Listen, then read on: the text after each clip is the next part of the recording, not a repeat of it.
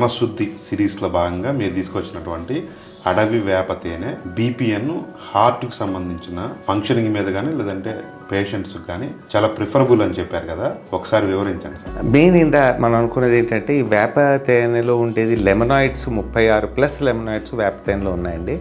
దానివల్ల బెనిఫిట్స్ ఎట్లా అవుతున్నాయంటే blood thickness అన్నది ఆటోమేటిక్గా థిన్ చేస్తున్నాను. మన యాస్పిరిన్లు అవి వేసుకోక్కర్లేదు.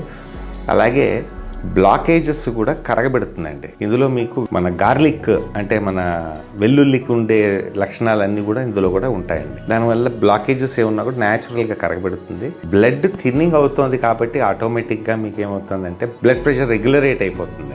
ఆ కారణంగా ఏమవుతుంది అంటే మీకు బీపీ పేషెంట్స్ కూడా రివర్స్ అయిపోతున్నారు. వాళ్ళు హై బీపీ ఉన్న వాళ్ళు ఒక మండలం రోజుల్లోనే వాళ్ళకి వితౌట్ ఎనీ అదర్ మెడిసిన్స్ ఆటోమేటిక్గా వాళ్ళు బీపీని రెడ్యూస్ అవుతుంది, వాళ్ళకి నార్మల్గా వస్తున్నారు. అలాగే హార్ట్ బ్లాకేజెస్, హార్ట్ కంప్లైంట్స్ ఉన్న వాళ్ళకి కూడా ఆటోమేటిక్గా పంపింగ్ ఆఫ్ ద హార్ట్ కూడా చక్కగా అవుతుంది.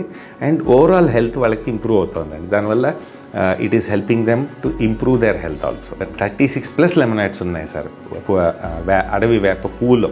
అది తేనెలోకి వస్తుంది. ఆ తేనె మనం తీసుకొస్తున్నాం కాబట్టి 0 అడల్టరేషన్, 0 హీటెడ్, 0 ప్రిజర్వేటివ్స్ మంది కాబట్టి నేచర్ టు బాటిల్ అంటాం ఇంగ్లీష్లో. ప్రకృతి నుంచి మీ బాటిల్లోకి ప్యాక్ చేసి మీ దాకా వస్తుందండి.